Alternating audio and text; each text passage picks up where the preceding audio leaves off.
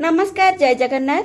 आसंतु जानिबा केउं धातुर कइंच घरे रखिले रोग ऋणरू मुक्ति मिले, होई थाए टंकार वर्षा। जानतु वास्तुशास्त्र कौन कहे।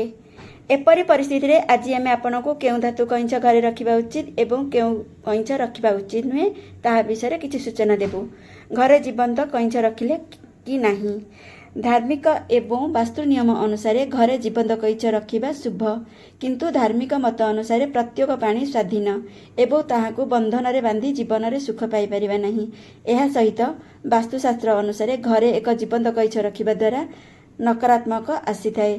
तेणु भूल रे मध्य घरे एक जीवंत कइंच रखंतु नाही। घरे एक धातु कइंच रखिबा उचित कि नाही। वास्तुर नियम अनुसार आपण घरे एक धातु कइंच रखि पारिबे। एहाकू रखिबा द्वारा आपणक जीवन रे सकारात्मक शक्ति आसी थाए।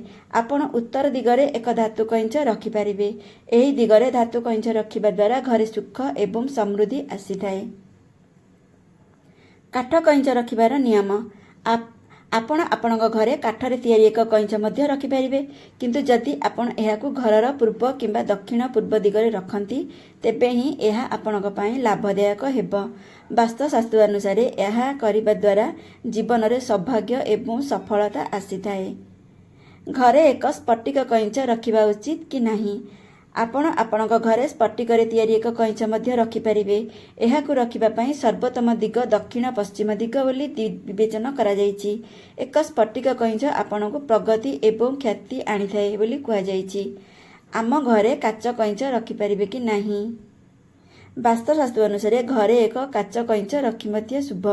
एहाकू रखिबा द्वारा आपणक मानसिक शांति एवं दीर्घायु मिली थाए।